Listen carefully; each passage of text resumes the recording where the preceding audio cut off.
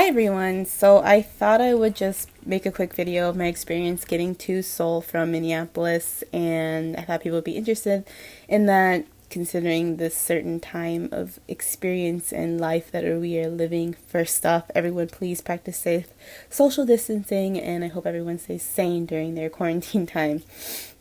I'm currently in Seoul right now, doing my mandatory 14-day self-isolation, so I will be doing my best to remain sane as well.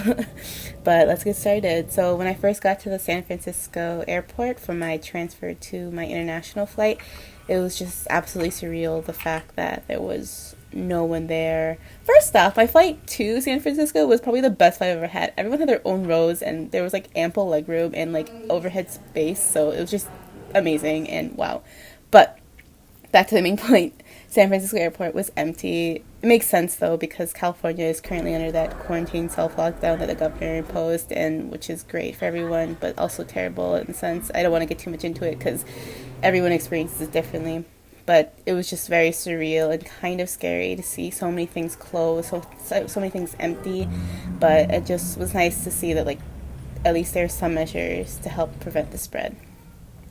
When I, like, the flight to South Korea, there was just a lot of basically Koreans on the flight getting to Seoul, so it makes sense. But when you first get to the airport, you have to go through a mandatory check. You go straight from the airport to quarantine, and there they take your temperature, they screen you, like do a very preliminary screening, and then I can make it through immigration, and I didn't have any problems with that. So sorry if this is really short, but I made it safely, and I don't know, I just felt that it was so quick and easy, but it was still, everyone was in high, like, it was a very tense environment. And I'm happy that I don't have the virus, or that I wasn't like showing any symptoms, and now I'm just doing my 14-day quarantine. And I'll see you next week for my video. Bye. Sorry, this is so short, but everyone stay safe, and thanks for watching, and enjoy the rest of your experience.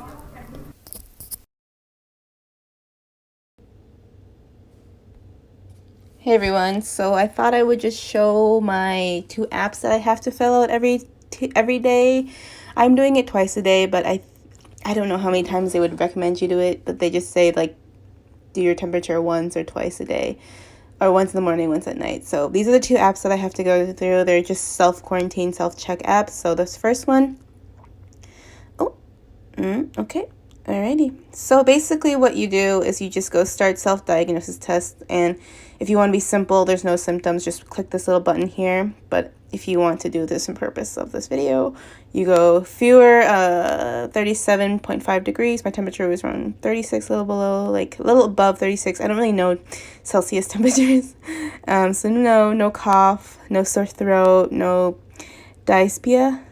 Oh my gosh. Don't hate me. And then you submit that. That's like my 3rd time I did this today, so I don't really know how many times you have to do that, but you can go to a prevention guide, which will take you to the government, and then you will just read this, but there's no English, so yeah. Oops. And then next we go to the other app that I have to do, which is this one, and it's cuter. I don't know, it's literally the same thing. I don't know why I have to do 2, but I'm doing it because I don't want to get fined and then deported. So you just go like this, you go no cough, no sore throat, no dyspnea, and anything specific. It's a lot of like, it's really like you have to do it on yourself. It's really like, based off what you're feeling, what you feel like you should report.